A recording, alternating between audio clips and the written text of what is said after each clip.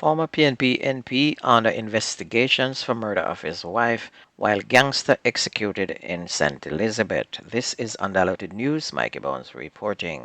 Police sources have confirmed that a murder investigation is now underway concerning the death of the wife of former People's National Party Member of Parliament, Julian Silvera. Mr. Silvera's wife Melissa had died on November 10th, and it was reported at the time that she had died in her sleep. However, police have escalated the investigation after an autopsy report revealed the presence of gunshot wounds in her body.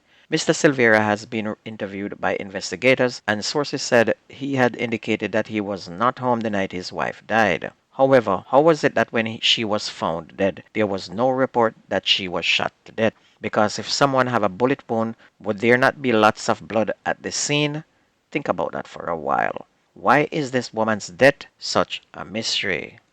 And as we get close to the end of year, hundreds of thousands of people, especially Hispanics, are purchasing insurance, which we now call Obamacare in Miami. But here's the thing. These Hispanics are buying it and cannot do without it, yet they give support and vote overwhelmingly for the Republican Party. Over 750,000 of them are enrolled in Obamacare, and their master and savior tried to get rid of it when he was in power, and if it was not for John McCain, all of them would be out of insurance today. The man just days ago swore that he is going to get rid of Obamacare if he ever gets back into power in 2024. And guess what? When he came to Miami for his rally, 90% of the crowd was Hispanics, even though most of them could not even understand a word he was saying, as most of his speech these days are incoherent. Have you heard him lately? He still thinks that Obama is the current president. Chairman of the St. Elizabeth Municipal Corporation, Derek Sangster, has said that the authorities will be clamping down on street vendors who encroach on sidewalks and roadways in the parish. Mr. Sangster said authorities will be alert in light of the increase in retail trade during the festive season, and he added that this is necessary to reduce chaos and disorder, especially at this time of the year. Meanwhile, the Kingston Western Police recovered a high-powered weapon in the division on Friday morning. The Mach 11 submachine gun, along with 20 rounds of ammunition, was seized during a joint police-military operation at premises on Tulip Lane in downtown Kingston shortly after 7 o'clock. The weapon and ammunition were found in a knapsack bag. No one was arrested in connection with that seizure. Meanwhile, charges are pending for a 17-year-old boy who was reportedly held with a pistol on the compound of a high school in St. Catherine on Friday.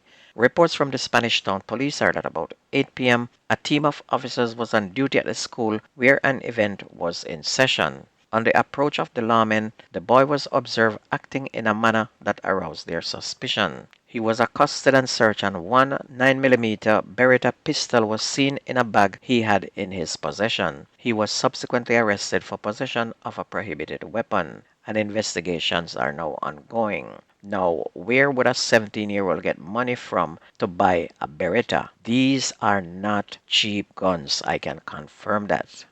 Police are reporting that one of two men killed in a gun attack in Cambridge district near Brampton on Friday night was an alleged member of the St. Elizabeth base speculation gang. He is identified as Donovan Bailey, 50, otherwise called Don. Police named the second victim as Elvin McIntosh, an associate of Bailey. Police sources said Bailey was well known to investigators as they alleged that he was involved in various criminal activities, including murders, shootings, and predator larceny. A police report said shortly after 8 p.m., the men were in a yard pumping air into the tire of a car when a gunman entered and opened fire, hitting them. They were both pronounced dead at hospital. And you can see badness and madness. Onto sports, the Intersecondary School Sports Association has admitted to a significant referee error during the Walker Cup final penalty shootout between Jamaica College and St. Andrew Technical at the National Stadium last Friday. And in a statement, ISA said the decision by match official Tyrone Robinson to order a retake of a spot kick during the penalty shootout was a mistake.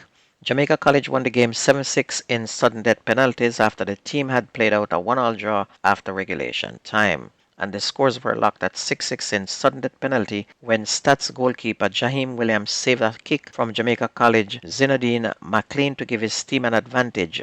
However, McLean appealed that the ball had moved just before he kicked it, prompting fourth official Kessler Anderson to alert central referee Robinson, who subsequently ordered a retake despite strenuous protests from the Stats coaches and officials.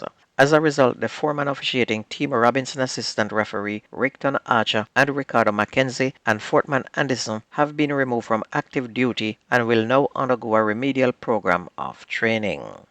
Reggae girl Khadija Shaw now leads the Women's Super League with 9 goals after netting a hat-trick in Manchester City's 4-1 victory over Everton at Walton Park yesterday, according to BBC.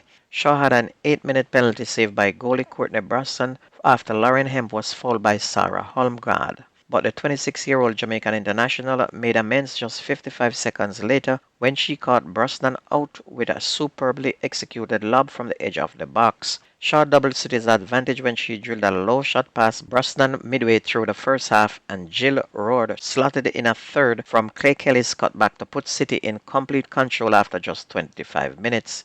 Shaw then scored again in the 65th minute to put the game out of reach for City. On to cricket, England kept alive the 2020 series with the West Indies by chasing down 222 with 1 ball to spare on Saturday.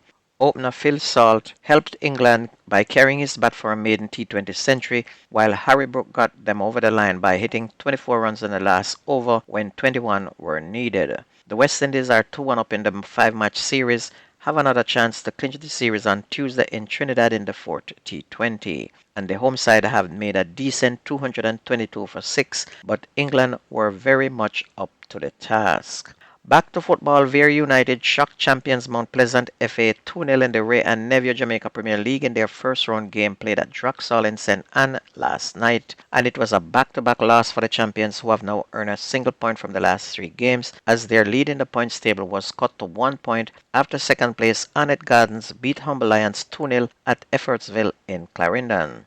Portmore United, meanwhile, snapped a 4-game winless run with a 1-0 win over Cavaliers, while Dunbeholden came from a goal down to beat Montego Bay United 2-1 at Westport Park. Tivoli Gardens equalized their win total from all of last season as they edged Mullines United 1-0 at Stadium East thanks to a 72nd minute goal from Odin Pennycook to improve to 17 points.